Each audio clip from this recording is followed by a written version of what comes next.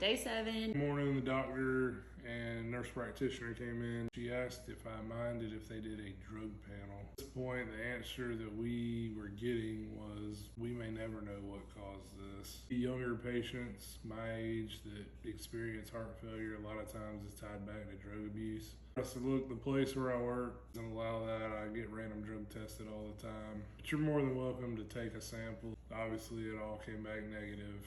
The LVAD team showed up. Physical therapy had come again. We had just made it out of the room and were walking, and this was the first day that I had started walking without my walker. We made it probably 10 steps down the hall. The one in charge, I guess, asked the physical therapist, he said, "And who do we have here?"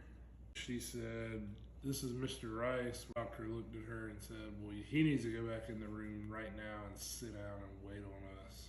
Go back in the room. This team of, it was either 4 or 5 doctors and or nurses. Almost felt like a pressuring you into kind of deal.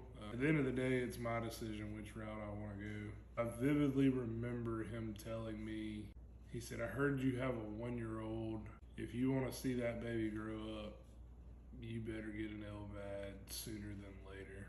For me, I kind of let that sink in. Didn't really say a whole lot at the time. As it marinated, after they were done with their little spiel and they left, I put that entire team on the not allowed back in my room list. It really rubbed me wrong. At this point, I'm day 3 of actually being treated with the proper medications. And he's already saying, if you want to see that baby grow up, you need an LVAD. It was a tough day. I was pretty frustrated after that conversation. His doctor coming back and saying that they wanted to do another right heart cath the following day to check and see how things were looking. Got a few more get well cards. That was cute. Day 8. They stopped the milrinone altogether. It still depended on next scans, both the right heart cath and the echo, on how I responded without the milrinone. There was definitely still some hurdles to cross there. Went down to have the second right heart cath done. This time he came out, definitely had a better demeanor and felt a little more encouraging. I vividly remember hugging Jordan's mom and dad, all of us together at the same time, with joy that things were in the slightly more positive direction. I was happy to hear that. We knew we still had a long way to go.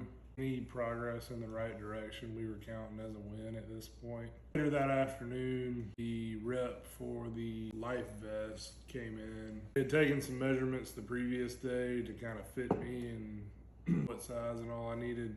She came in and brought me my vest, gave me the full tutorial, and essentially said, once you leave the hospital and you're off of all of their monitors, this vest is going to become your 24/7 except for when you shower.